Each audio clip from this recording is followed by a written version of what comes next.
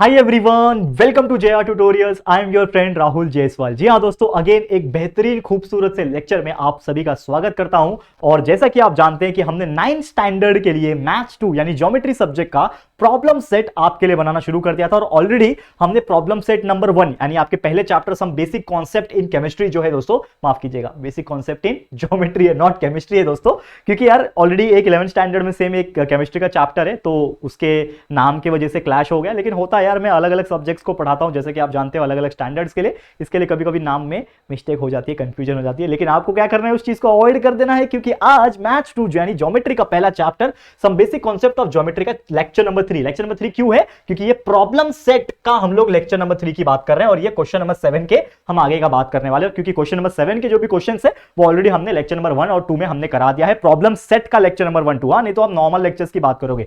और for your kind information, हमने पूरा का पूरा 9th स्टैंडर्ड का सिलेबस कंप्लीट कर दिया है। पूरे वीडियोस, पूरे हर चैप्टर्स के, हर स्टैंडर्ड के, हर सब्जेक्ट के वीडियोस प्रेजेंट है हमारे चैनल पे। आपको अगर पढ़ना है तो जितना हो सके कॉन्सेप्चुअल नॉलेज हमारे वीडियोस के थ्रू पढ़ सकते हो। सर्च करना, जो भी चैप्टर पढ़ना है, जो भी सब्जेक्ट का पढ़ना है, सर्च करोगे तो मिल जाएगा, नहीं तो प्लेलिस्ट हमने बनाया हुआ है, आपको वहां से भी मिल जाएगा। चलिए आज के इस वीडियो की शुरुआत करेंगे, लेकिन सबसे पहले हम क्या पढ़ने वाले हैं। तो बेसिकली हम लोग शुरुआत करने के पहले आपको कुछ चीजें बताना चाहूंगा कि जैसे मैंने आपको बोला कि हमारे चैनल पर रेगुलर वीडियोस प्रेजेंट है, कंटिन्यूअसली हमारे वीडियोस आपको देखने मिल जाएंगे। ऑल चैप्टर वीडियोस अवेलेबल है हमारे चैनल के ऊपर, जो भी आपको पढ़ना है आप ले सकते हो। ये मेरा इंस्टाग्राम आईडी है, जो कि आप देख पा रहे हो, राहुल जैस 23। आप अगर आपने मुझे इंस्टाग्राम पे फॉलो नहीं किया है और आप मुझसे सोशली कनेक्टेड होना चाहते हो, मुझसे बातें करना चाहते हो, चैट करना चाहते हो, मुझे मेंशन करना चाहते हो, जो भी डाउट से पूछना चाहते हो, तो जरूर से मुझे फॉलो कर लेना। बहुत सारे बच्चे आज भी मुझे मैसेज करते हैं और मेंशन करते हैं स्टोरी पे, मैं उनको रीमेंशन जरूर से करता हूं। एंड लास्ट, यहाँ पे हमारा जो टेलीग्राम चैनल है जेआर ट्यूटोरियल नाम का, वहां पे ज्वाइन जरूर से करना, क्योंकि वहां पे जो भी पीडीएफ हमसे होता है हम वहां पे आपको फ्री में डाल देते हैं, और वहां से आप ले लोगे तो अच्छे से पढ़ाई कर सकते हो। तो for free notes JR tutorial Telegram channel को भी ज्वाइन कर लेना, ठीक है। चलिए आ जाते हैं टॉपिक के ऊपर। तो सबसे पहले हम बात करेंगे यहाँ पे क्वेश्चन नंबर 7 की। क्या बोल रहा है? Right the following statements in conditional form. अब कंडीशनल फॉर्म क्या होता है कि जैसे कि आपको पता है कि इफ एल्स, ये कंडीशनल फॉर्म होता है, इफ और एल्स। तो इफ एल्स के हिसाब से कंडीशनल फॉर्म क्या होता है वो हम लोग देखेंगे। तो सबसे पहला क्वेश्चन जो कि स्क्रीन के ऊपर नजर आ रहा है, every rhombus is a square, मतलब हर रोम्बस स्क्वायर होता है। तो इसको हम लोग कंडीशनल फॉर्म में कैसे बना सकते हैं, ये आप ध्यान देना है। तो हमारा जो आंसर है, क्या बोल रहा है कि if a quadrilateral is a rhombus.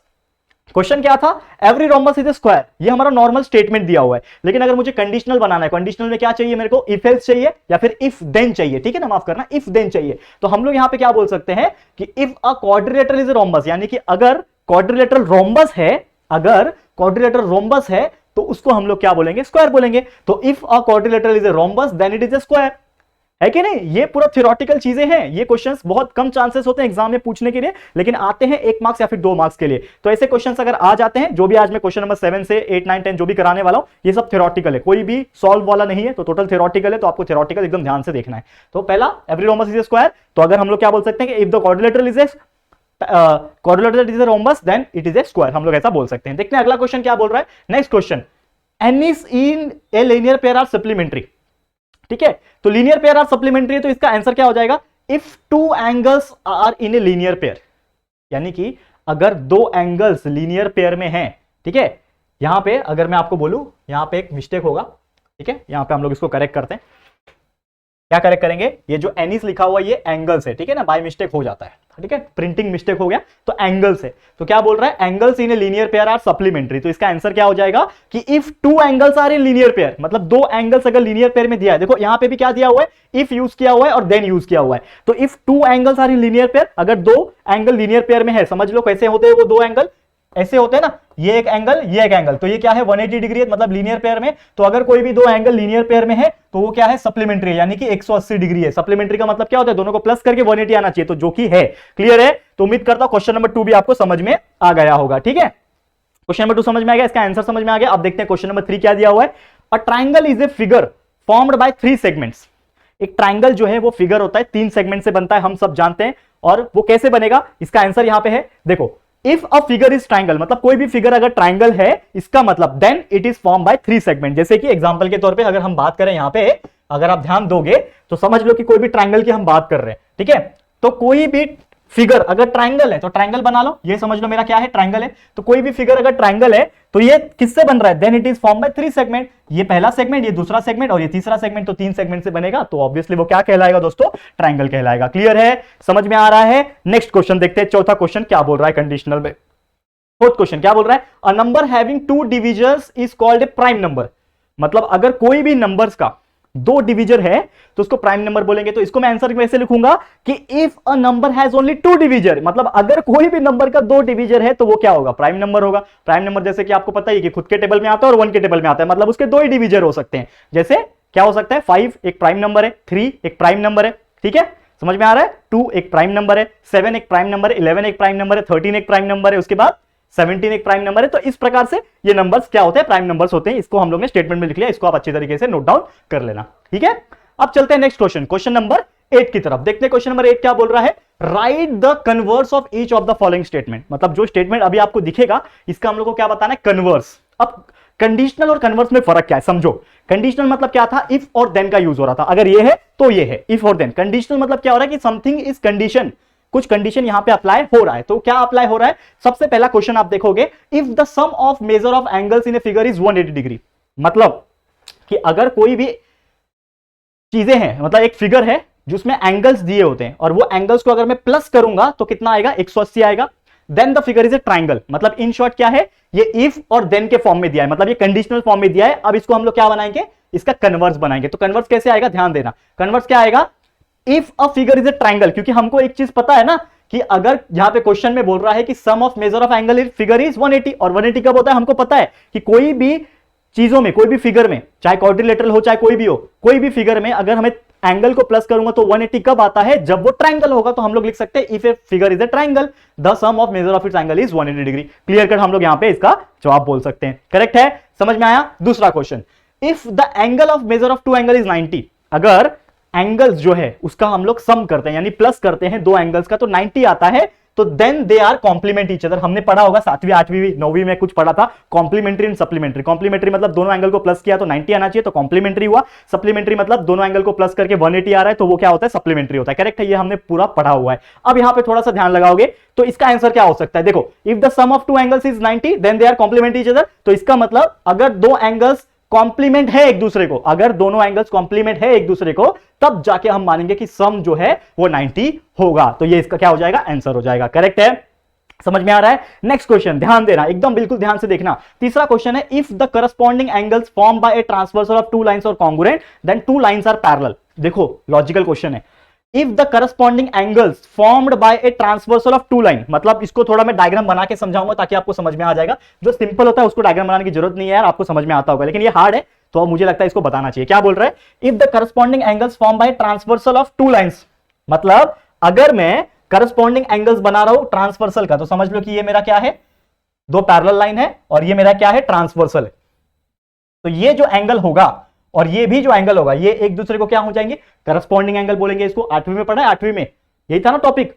तो ये एंगल और ये एंगल क्या है, एक दूसरे को करस्पॉन्डिंग है। तो इसका मतलब ये बोल रहा है कि if the corresponding angle form by transversal of 2 line congruent, मतलब ये एंगल और ये एंगल अगर एक दूसरे को कॉन्ग्रुएंट है तो हम क्या बोल सकते हैं, then the 2 lines are parallel. मतलब ये दोनों लाइन जब होंगे तब पैरेलल होंगे। मतलब क्लियरली पता चल गया कि अगर 2 कॉरस्पॉन्डिंग एंगल एक दूसरे को कॉन्ग्रुएंट है, मतलब इसका मतलब जो दोनों लाइन गई होंगी वो पैरेलल ही होगी ना। करेक्ट है ना, दोनों क्या होंगी, पैरेलल ही होंगी। तो इसका आंसर क्या हो जाएगा, हम लोग क्या लिख सकते हैं, इसका आंसर ध्यान दो, तो हम लोग बोल सकते हैं कि अगर 2 लाइन पैरेलल होगा, करेक्ट है ना, कन्वर्स उल्टा। तो अगर ये क्या बोल रहा था कि अगर 2 लाइन कॉन्ग्रुएंट है तब पैरेलल होगा, तो हम क्या बोलेंगे कि अगर पैरेलल होगा then if 2 lines are parallel then the corresponding angle form by 2 transversal of line is congruent. हम लोग बोल सकते हैं, उल्टा किया हमने, कन्वर्स किया, कन्वर्स मतलब उल्टा। ठीक है, अब देखते हैं फोर्थ। देखो, if the sum of digits of a number is divisible by 3, मतलब कोई भी नंबर है उसका जो डिजिट्स होंगे उसको प्लस अगर मैं करूं, सम करूं, तो वो 3 से डिवाइड होगा, then the number is divisible by 3। ठीक है, तो अगर दोनों को प्लस करके, जैसे 36 है तो 36 मतलब 3 और 6, तो 3 और 6 को प्लस करेगा तो कितना हो जाएगा, 39 होगा। तो 39 मतलब 39 डिवाइड करेंगे 3 से तो 3 से डिवाइड होगा। ये ऐसा बोल रहे हैं, तो इसको उल्टा कर दो, सिंपल है कि अगर कोई नंबर 3 से डिविजिबल है, इसका मतलब दोनों का जो सम होगा वो भी 3 से डिविजिबल होगा। हमने क्या किया, बस क्वेश्चन का उल्टा यानी कन्वर्स किया। तो इसी को बोलते हैं दोस्तों कन्वर्स। उम्मीद करता हूं ये चारों के चारों आपको समझ में आ गए होंगे। अब चलते हैं हमारे नेक्स्ट और अगले क्वेश्चन पे, जो कि होगा दोस्तों क्वेश्चन नंबर 9। क्या बोल रहा है, राइट द एंटीसीडेंट। अब ये होता क्या है भाई, एंटीसीडेंट क्या होता है, एंटीसीडेंट को बोलते हैं गिवन पार्ट। क्या बोलते हैं, गिवन पार्ट, जो दिया हुआ है। एंड द कॉन्सिक्वेंट, जिसको हम लोग बोलते हैं पार्ट टू बी प्रूव, यानी जिसको प्रूफ करना है, ये हम लोग को ये स्टेटमेंट में से ढूंढना है और लिखना है। सबसे पहला क्या बोल रहा है क्वेश्चन में, if all sides of a triangle are congruent then its all angles are congruent. देखो इसको समझने की कोशिश करते हैं हम लोग, ठीक है, बिल्कुल ध्यान देना, इसको मैं समझाता हूं प्रॉपर तरीके से। अगर आप देखो क्या बोल रहा है, if all sides of a triangle are congruent, मतलब मेरा एक ट्राइंगल होगा, ठीक है। अब ये ट्राइंगल का जितने भी साइड्स होंगे, मतलब ये साइड्स ए बी, ये साइड BC और ये साइड AC, ठीक है, ये तीनों क्या होंगे, कॉन्ग्रुएंट होंगे। तो इसका जो ऑल एंगल्स होंगे, मतलब angle A, angle B, angle C, ये भी क्या होंगे, कॉन्ग्रुएंट होंगे। ऐसा हमारा स्टेटमेंट दिया हुआ है। तो हम एंटीसीडेंट, जो कि गिवन पार्ट है, क्या बोल रहा है, गिवन में क्या दिया, एंटीसीडेंट मतलब गिवन होता है ना, तो क्या दिया है, all the sides of triangle are congruent. यही बोला है ना कि जितने भी साइड है वो ट्रायंगल के वो कॉन्ग्रुएंट है। ये गिवन पार्ट दिया हुआ है, एंटीसीडेंट बोलेंगे इसको। नेक्स्ट कॉन्सिक्वेंट, जिसको प्रूफ करना है, क्या प्रूफ करने बोला है कि जितने भी एंगल्स होंगे वो कॉन्ग्रुएंट होंगे, मतलब all the angles are congruent. Simple, कितना इजी है यार, इससे सिंपल कोई चीज हो सकता है क्या। हर चीज क्वेश्चन में दिया हुआ है, बस उसको नाम देना है। एंटीसीडेंट मतलब गिवन पार्ट, कॉन्सिक्वेंट यानी कि जो प्रूफ करना है, टू प्रूफ करना है। तो हमने कितना आसानी से बता दिया क्या प्रूफ करना था। क्या दिया है, तीनों साइड कॉन्ग्रुएंट है, ये दिया है, और तीनों एंगल कॉन्ग्रुएंट है, ये प्रूफ करना है, लिख दिया, खत्म कहानी, सिंपल है। अब चलते हैं अगले क्वेश्चन, जो कि होगा क्वेश्चन नंबर 2, और इस क्वेश्चन का आखिरी क्वेश्चन भी होगा। फटाफट से इसको देखते हैं, क्वेश्चन नंबर 2 क्या दिया है। अब देखो यहां पे ध्यान से, question number 2 is given here. क्या बोल रहा है कि the diagonals of a parallelogram bisect each other. Parallelogram बना लो सबसे पहले, ठीक है, समझ लो कि मेरे पास क्या है, एक पैरेललोग्राम है, इसको बोलते हैं हम लोग पैरेललोग्राम, ये सब जानते हैं। इसके डायगोनल्स जो होंगे एक दूसरे को क्या होंगे, बाइसेक्ट कर रहे हैं, इस प्रकार से बाइसेक्ट हो रहे हैं। तो यहां नहीं कि ये diagonals of a parallelogram bisect each other, ठीक है, लेकिन इसका एक स्टेटमेंट क्या बन रहा है, वो स्टेटमेंट बनाओ। यानी पहले, सबसे पहले हम लोग को कंडीशनल स्टेटमेंट बनाना पड़ेगा ना, तभी तो हम गिवन लिख पाएंगे और प्रूफ कर पाएंगे। इफ देन होना चाहिए ना, जैसे कि इसमें है इफ और देन है, तो इसमें इफ देन तो होना चाहिए ना, तो इसमें इफ देन है ही नहीं। पहले इफ देन बनाओ, यानी कंडीशनल स्टेटमेंट सबसे पहले बनाना पड़ेगा। तो इसी चीज का कंडीशनल स्टेटमेंट कैसे बनेगा कि if the quadrilateral is parallelogram, यानी कि अगर क्वाड्रिलेटरल पैरेललोग्राम है देन इसका डायगोनल एक दूसरे को बाइसेक्ट करेगा। सिंपल, बन गया कंडीशनल स्टेटमेंट। लेकिन कंडीशनल स्टेटमेंट का एक्चुअल में हमें क्या निकालना है, एंटीसीडेंट निकालना है और कॉन्सिक्वेंट निकालना है। तो एंटीसीडेंट क्या है, गिवन पार्ट क्या है कि क्वाड्रिलेटरल जो है पैरेललोग्राम है, ये पैरेललोग्राम दिया हुआ है, क्वाड्रिलेटरल पैरेललोग्राम है, ये हमें दिया हुआ है, करेक्ट है। अब हमें प्रूफ क्या करना है, यानी कॉन्सिक्वेंट क्या है, प्रूफ क्या करना है कि इसका डायगोनल बाइसेक्ट करेंगे एक दूसरे को। तो डायगोनल बाइसेक्ट ईच अदर, आ गया आंसर, एंटीसीडेंट और कॉन्सिक्वेंट आ गया ना आंसर। कितना सिंपल था। आप ही बताओ दोस्तों कि यार अगर ऐसे क्वेश्चंस एग्जाम में पूछे जाएंगे आपको, 9th स्टैंडर्ड के फाइनल एग्जाम या फिर जब भी ये एग्जाम, ये चैप्टर जब आएंगे, तो कितना आसानी से आप उसका आंसर कर सकते हो, है कि नहीं। क्लियर है। तो ये हो गया हमारा क्वेश्चन नंबर, कौन सा हो गया, हाँ, question number 9 is completed. Clear है। अब इसके आगे का एक ही क्वेश्चन है, क्वेश्चन नंबर 10। ये मैं आपको होमवर्क के तौर पे दे रहा हूं। बहुत अच्छी तरीके से आपको क्या करना है, पढ़ाई करना है और क्वेश्चन नंबर 10 का जवाब देना है। तो इसको यहां पे, ये वीडियो को इसी के साथ मैं समाप्त करता हूं। हमारा ये पूरा का पूरा कंप्लीट हो गया है। बस आपको क्या करना है, हमारे वीडियो को क्या करना है, फटाफट से जितना हो सके लाइक करना है, क्योंकि हम आपके लिए कंटिन्यूस मेहनत कर रहे हैं दोस्तों। तो आपका एक थोड़ा सा, मतलब बोलते हैं ना, आप अगर मुझे हेल्प करना चाहते हो, सपोर्ट करना चाहते हो, एक थोड़ा सा ये है कि आप हमें लाइक्स दे सकते हो, क्योंकि आपके लाइक्स की वजह से हमें बहुत ज्यादा अच्छे तरह से मोटिवेशन मिलता है। तो प्लीज जितना हो सके लाइक कर देना, अपने दोस्तों के साथ जितना हो सके शेयर कर सकते हो। और अगर फर्स्ट टाइम आए हो चैनल पे तो फटाफट से हमारे चैनल को सब्सक्राइब भी कर सकते हो, और साथ ही में यहां पे इंस्टाग्राम पे मुझे फॉलो कर लेना, ठीक है दोस्तों। तो आज के लिए इतना ही। Thank you so much for this particular lecture. बस आज के लिए इतना ही। जल्दी मिलेंगे हमारे एक बेहतरीन खूबसूरत से न्यू लेक्चर में। तब तक के लिए thank you and good bye.